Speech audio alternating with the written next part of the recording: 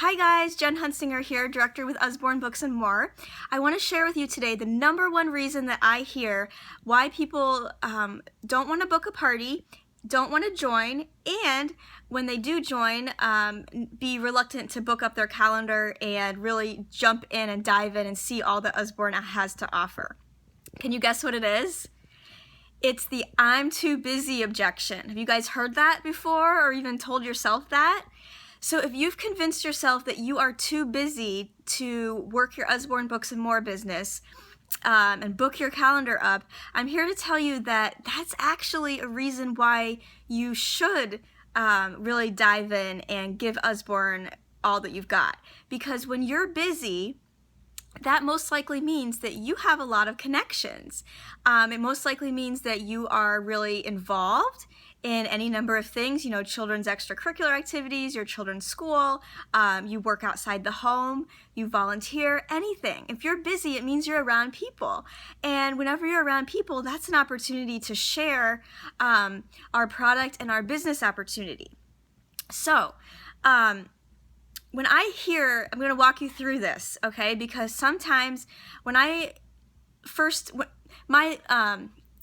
I guess I would say my first inclination when I hear an objection is to just end the conversation, right? I don't want to feel like I'm pushy or push someone into doing something. So if someone tells me, oh, I'd love to do this, I'd love to host a party, but I'm actually just way too busy, I just don't see how I can fit it in.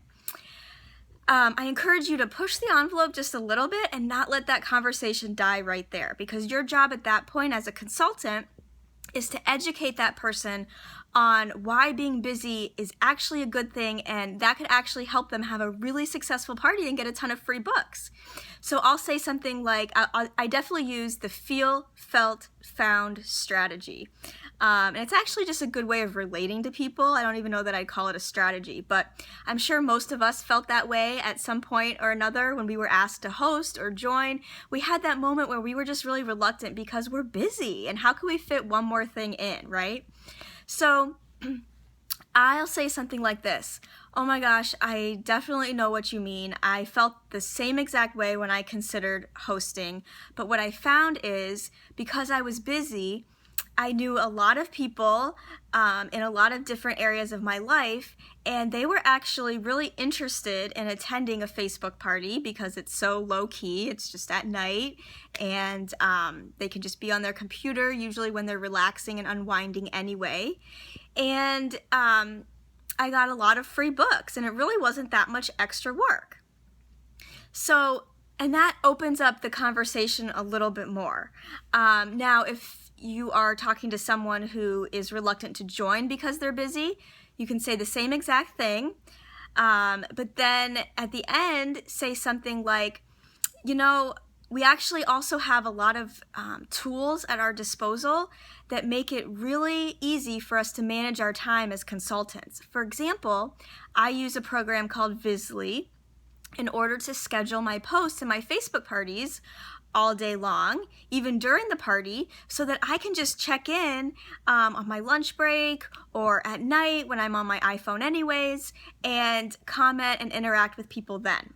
So sometimes people just need to know that someone else has felt that way too, and you can be successful even if you're busy. And in fact, that can be a reason why you're successful, because you're busy. So the connection there is busyness means you are involved in your community, and that means you know people and you have a lot of warm contacts in order to start your business. For example, even just little things, you know, yesterday I went to get my eyebrows waxed. So I'm sitting there this is a funny little thing, but I'm sitting there on the table and I have 20 minutes with this girl one-on-one. She's waxing my eyebrows, and I ask her, do you have kids? And she says, yes, I have a little boy, he's 3, and we got to talking about him, and I shared that I have 2 boys, and I asked her if he likes books. Yes, he loves books, his dad just built him a bookshelf, you know, and so the conversation went from there. Now, when you're in that kind of situation, you want to have something memorized. You want to have a response. So if someone asks you, what do you do? Or if you're sharing what you do, even if you're a stay-at-home mom, Don't say you're a stay-at-home mom. Say, I work at home, I sell really awesome children's books, and I teach other women to do the same. That's my standard line when I'm explaining what I do, or if someone asks me what I do. I work at home, I sell really awesome children's books, and I teach other women and parents to do the same, or just other people to do the same. So if you don't like that, make up your own, definitely, or steal mine, but have something to say in response. So the busyness objection, we're not going to let the conversation die there. We're going to continue it on a little bit and help that person to understand that being busy can actually be a really good thing and a really good opportunity for them.